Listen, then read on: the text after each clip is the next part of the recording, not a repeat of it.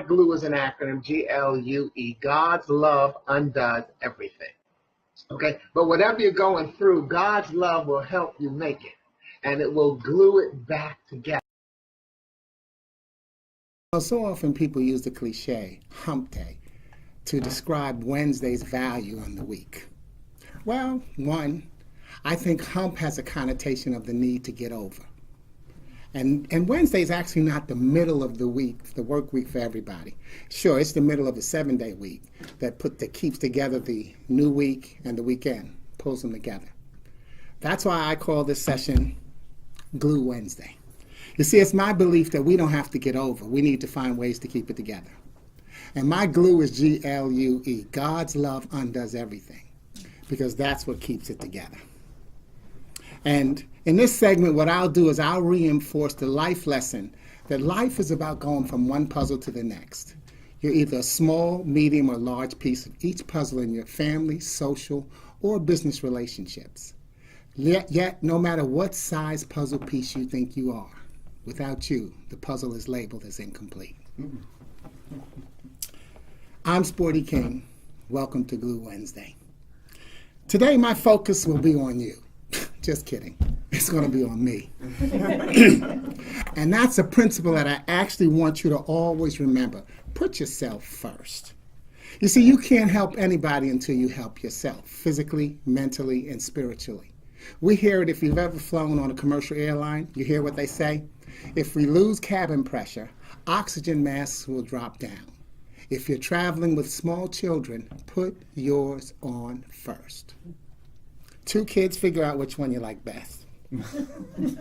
But the thing is, you have to recognize that children mock and mirror adults. Think about it. In all the scary movies and the spy movies that our kids are exposed to, they tend to see the kid get abducted by somebody coming up behind them and putting a rag over their nose and their mouth. So the young child on an airplane, when they see these things come out the sky, out of the ceiling, and you go to put one on the child, they may think that you're trying to gas them and get rid of them. If, however, a child sees mommy, daddy, or whoever is the adult caregiver at the time put one on, now the kid wants one as well. Children mock and mirror adults. And now you've created a safe environment for the kid, and they'll want one too. So remember, put yours on first. Take care of you. And as you take care of yourself and put yourself first, I want you to consider the need to focus. F-O-C-U-S. Finding ourselves creates unlimited success. Focus on you and let other people come into focus. You see, as you pursue your goals, dreams, and gifts, you'll know who's here to help you and who's here to hurt you. And it'll seem like somebody's getting paid to keep you from getting back. Now, if you nodded your head or said right or even said then that means you already know just how important a piece of the puzzle you are. And you need to keep that focus on yourself. In fact, in getting that focus, the first poem I'm going to share tonight talks about how often we start out finding ourselves out by using someone else's persona. I've used this poem several times, the most memorable being last year when I used it as a part of a tribute to my niece, Trishawn Crawford. So I'll take you back to leap year, February 29, 2016, when we celebrated the fact that she didn't lose her battle to cancer.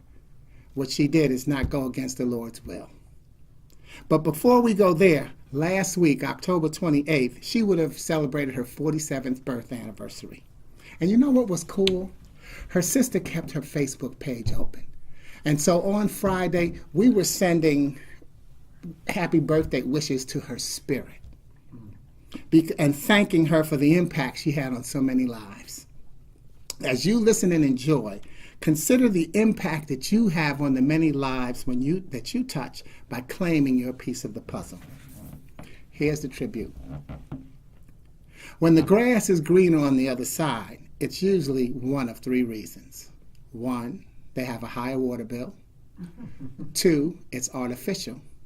Or 3, we're looking at it through the wrong set of eyes. Eyes that think you'd be better off being someone else. And tonight, some may wish that Trishawn had been in someone else's body or health situation. So I've chosen to share a poem I wrote about being someone else, which I believe speaks from the spirit of my niece, though it is through a man's eyes. It's entitled, I Miss Me. I thought about switching lives with you, but I miss me already. See, I don't know if you really enjoy waking up every morning. And that happens to be one of my favorite moments because it starts me off having reached my primary goal of the day. And my goal every day is to wake up tomorrow. And I don't know if you really appreciate how your fingers and toes move. While I know I really get a kick out of feeling solid, soft, or sandy soil supporting my successful stride. I happen to enjoy touching, feeling, squeezing, holding, and pointing myself in the right direction. That direction is up, by the way. Are you headed that way? I know I am. And I'd sure like to be in my shoes when I get there because I pretty much know how I'd handle the crowds. Got my acceptance speech ready and been practicing my smile. Come to think of it, I've been working on it since I was a child. My favorite outfit will be pressed brand new. Family, friends, teachers, heroes, TV shows, clients, habits, and hobbies, they'll all be there too. Can't say I'd know how to handle them all if I woke up and found out I was you. My mentors would take credit while giving me praise. They'd help me relive memories and cherish new days. Oh, how I would laugh at the tough times and the material things that were lost and rejoice in the character they helped build. See, my life and spirit are beyond monetary cost. Every enemy would stand in their place and receive equal time to express the beauty they inspired through their negativity. Let's face it, so many of the lessons we actually learn come from disharmony. A selfish person made me want to share. A jealous person helped me recognize insecurity. A lie reminded me to tell the truth. I remember joy and pain. I like sunshine and rain, and it was a man who taught me how to be a man. I've been vigilant, patient, spontaneous, loving, mean, mischievous, ignorant, irresponsible, irresistible, innocent, intelligent, intuitive, intimate, incomplete, inconsistent, informed, interesting, introspective, indecisive, incompetent, inconsiderate, insightful, insatiable, insensitive, indispensable, independent, incoherent, incognito, indescribable, inexperienced, infallible, indestructible, inspirational, inquisitive, instinctive, instrumental, insecure, inventive, inundated, indisposed, incredible, in tune, in touch, in sync, in and out. Outstanding, outrageous, outside, outsmarted, outspoken, outdone, outmaneuvered, outthought, outlandish, outclassed, outwitted, outcast, outnumbered, outraged, outright, outfoxed, outfitted, outrun, outreached, outfought, outranked, outvoted, outgoing, out of sight, out of this world. Oh yes, even out of breath. And almost out of my mind. Because I thought about switching lives with you. But I miss me already. See, I don't know if you enjoy waking up every morning. And that happens to be one of my favorite moments of every day. Yep, we'll miss Trishawn. Yet now we are tasked to wake up for her by becoming the living extension of her legacy. And we know she'll continue to deliver her message through her kings, queens, knights, ladies, and all the wonderful, supportive pet names she calls her children. Yet they weren't pet names. They were what we call breath names. Breath, because what Trishawn constantly did was believe in her children and breathe her spirit of love into their lives to let them know that they are the types of gifts and people that other people wanted to be around. And they will continue to help people smile, laugh, learn, and breathe as they breathe in their mother's pride and further into her spirit. So when you breathe the name Nathaniel, who calls himself Nate the Great, know that he should. Because he is. He works hard to be a great young father by focusing on being a great person. When you breathe Skylar, hear the goal we so often reach for, the sky, and dare to smile at that goal by connecting him to his big brother, the Great, and the look of a young Muhammad Ali, who is known as the greatest. As you breathe Manu, feel that her ma knew that she was worthy of being the lead princess, and that she is a wonderful big sister to Namor, just like Trishawn was to Queen. while you breathe Caleb. Know that he was the brave scout who sought not only to reach the promised land, but the little lion who was willing to go up against giants, as he so often has had to do just to make a layup. Namor helps you breathe deeper and realize that victory has a beauty and honey smile. If there's nothing to laugh at, she'll laugh so that her laugh will be something to laugh at. Breathe in the name Messiah, and you'll find yourself embraced by the vision of a Prince of Peace. Yes, he did come and bring great joy. You can see it in his dance moves.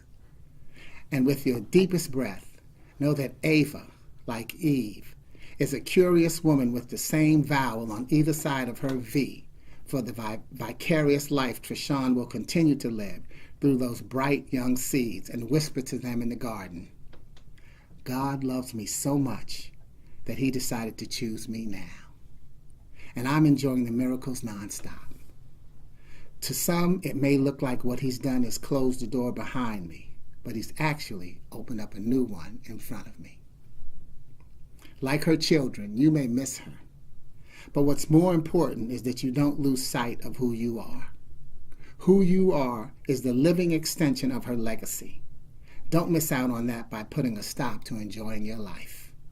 Enjoy your life and keep waking up for Trishan and the many other people she joins whose names bring a smile to your spirit. Thank you for bringing a comforting smile to our family.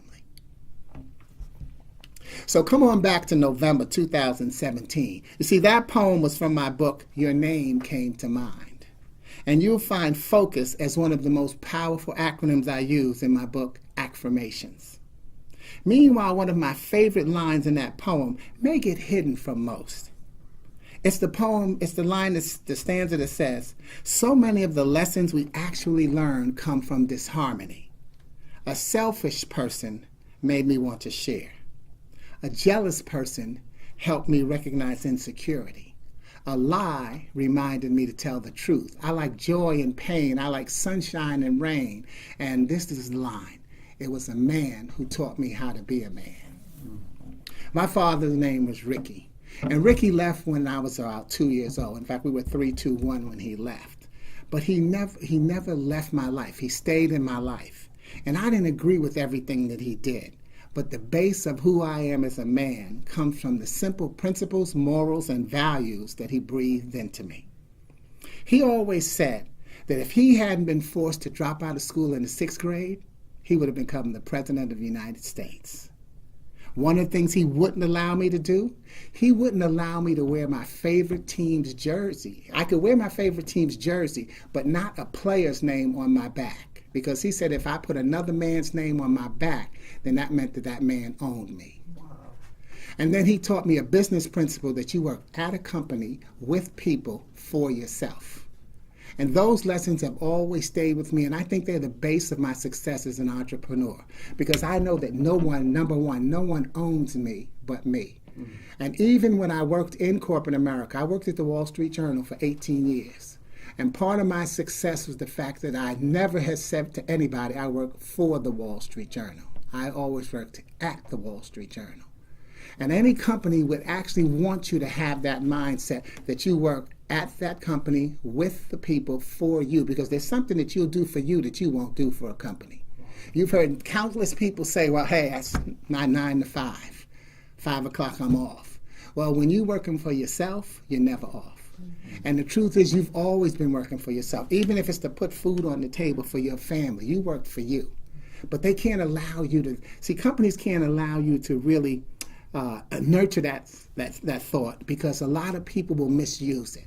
They love it if you would prefer to do that, because a lot of bosses, they would rather not micromanage you. But if you show that you don't have your own leadership styles or your own leadership preferences, then they have to micromanage you. And then you know what happens? They become babysitters. And nobody really wants to babysit an adult. And so what happens? You get fired. So if you work for yourself, you'll never have to worry about getting fired. Because what you'll do is you'll bring people around. It takes us back to that acronym FOCUS. Finding ourselves creates unlimited success. Focus on you and let other people come into focus. It doesn't mean that you push people away. It means that you pull people to you. Because aren't we all looking for somebody who seems to have it together? Somebody who goes around lying just like we do, saying, hey, I've got it all together? We're all looking for someone who says they have it together. And more importantly, that believes they have it together. So let me go back to the story. Because see, last Thursday, October 26th, which was 2 days before Trishan's birthday, marked 14 years since my father took his last breath. And I got the chance to do one of those movie type things, or what the professional athletes do. He had chosen to be cremated within 24 hours. And I was in Chicago, so I didn't get to come home for him. But the next day I had a speaking engagement with a group that focused on people 50 plus years old who were unemployed. And one lady chose to harass me from the audience. Not with a nasty comment, but one of those comments that questioned who the hell I thought I was to act like they were supposed to be so positive. Now, I didn't know it was harassment until later, and I'll tell you about that. But as she gave her question from the back and challenged me, I stood there and I looked at her for a while and I said, my father died yesterday. And I had the choice to not show up today. I could have either canceled or not come at all. And it wouldn't have been a question, it would have been no questions asked. But you know what, if I had done that, if I had not shown up, I would not have been doing what he taught me and trained me to do. Because he said you always show up. The only way you can ever be yourself is that you have to show up. And so I went on in the conversation, I started saying some things, and you know what, that woman, I don't remember everything I said, but she came and sat down in the second row. She had been in the back when she started harassing. She came and sat down in the second row and was very, very quiet for the rest of the session. After the session was over, I spoke to the meeting planner, and she told me that this was a woman who challenged every speaker that they had. I think they had a speaker every 2 weeks or every month or whatever it was. But this woman challenged every single speaker. But what she didn't do was she didn't do her paperwork. Whenever the sessions were over, she would leave. So they couldn't help her because she never did the work that she needed to put in to help her toward getting a job. She had decided she was going to play the victim role of I'm 50 plus years old and nobody's looking to hire somebody my age. And that's what she believed. And you know what? Self-fulfilling prophecy. She got it. Even one of the shows that's on the Wake Up Call Network, I love the title, it's called Going Through the Storms. I think that's the name of it. But the key is, one of the things I like to say is the real lesson, the moral behind the story of the three little pigs is not how strong of a house you build, but it's the fact that the storm is coming. And so you have to recognize that you are always going through a storm. And it's a self-fulfilling prophecy, because you didn't say that I'm stuck in a storm. You said I'm going through. You've already decided that you're coming out. And when you come out, guess what's going to be waiting for you? Storm number 2. And so as you start to pile up your storms, what you actually start to do is pile up your track record of your success. Focus on your track record, laugh at your lack record. And as you start to do that, you start to move on. So similar to what my father had said to me is, this woman didn't show up. When you don't show up, you can't be helped. To be who you are, you have to show up and then open up to receive the help that you deserve, because you deserve to be helped. Let me introduce you to someone who did show up. And I'm going to stay in this book, because what I do in my books is I try to give narratives every so often to explain exactly where I'm coming from in the poem. And what's the motivation in my poem? In keeping with my reminder to focus on you, I now add the acronym SELF, S-E-L-F, self-esteem, love's foundation. See, you can't have a foundation of love if you don't have the coding of self-esteem, and vice versa. Because how you like yourself will impact how you love yourself. A lot of us don't say we don't love ourselves, but a lot of times we'll say, I don't like how I look in this outfit. I don't like how I acted with that certain person. We tell our spirits that we don't like ourselves. Like yourself is the cherry on top of the sundae. And it's the self-esteem that you need to make yourself get through. Because as you focus on yourself, what you do is you trigger and empower the growth that you need to take the necessary steps. So this poem is entitled The Journey Within. But here's how I introduced it. Willing to break that chain, because the poem before that was called Breaking the Chain. Willing to break that chain were the hundreds of public aid recipients I met through various welfare to work programs. These programs had a mandate to reintroduce people who had been on welfare to the world of work. These next 10 poems were written through the eyes of women and men who were caught up in the system. Human beings shackled with the stereotype of being lazy, negative people milking the system for years. Not wanting to work, wanting an easy job where they got paid for doing little or nothing, or preferring to sit home and watch TV. People who I found proved to be spiritual and concerned parents, some whom had only been on aid for less than a year, yet many nervous or even scared at the life change on the horizon. Yes, a life change, not a job. And as you will see, people happy to join in focusing on the positive. Each poem was created through the words of audience members. Sessions conducted all began with a theme or word for the day. Each word was then treated as an acronym, and the members were asked to suggest complete positive words to satisfy each word of the acronym. The words in either poem with capital first letters are those of the audience, and the themes used were self, thanks, life, women, soup, bread, and giving. So obviously did some of them around Thanksgiving. That's where the soup and the bread comes from. So this poem that I'm going to read you, our theme was self. And I can't, you'll have to get it, I can even post it on my website, but the capital letters are the words that the audience chose. There is one spot where I can let you know the words that they chose. It's called The Journey Within. My next step surprised even me. On the outside, it was bold without a care. My smile, my walk, my actions aimed at the success so many had come to fear. For the challenge to maintain and repeat this pace has damaged many a fickle spirit and erased a lazy disposition. Fortunately, my path continues to feed and fulfill my stride to excellence through education. And as the vision of my fruitful ascension takes its shape, I feel empowered to embrace, and as the vision of my fruitful ascension takes its shape, I feel empowered to describe myself in words that emulate my splendor. SELF, smart, energetic, likable, funny. SELF, even stupendous, effervescent, luxurious, and fabulous, as this heightened interior awareness decorates a lavish exterior sensitivity. My surroundings' adjustment to my rejuvenated lifestyle allows itself to freeze in its track while my focus on the prize cushions my every step. Family, friends, and fantasy strengthen my commitment to survive, as my search to flourish rather than exist becomes the passion that keeps me alive. My road widens in anticipation of the emotional celebration of a heart flushed with love, excitement, and stimulating thoughts of myself that suddenly become captured as the reality that guides my faith-filled landing in everlasting silence. And yes, this is only the beginning. Some of the themes and beliefs of mine that you may have heard in that poem. One, the fear of success. You see, people aren't afraid to fail. When we fail, the pity party shows up and justifies our demise. Oh, you know, you were the wrong color, the wrong size, the wrong shape, the wrong age, the wrong background. When we succeed, someone wants to minimize our accomplishment. You were lucky. That'll never happen again.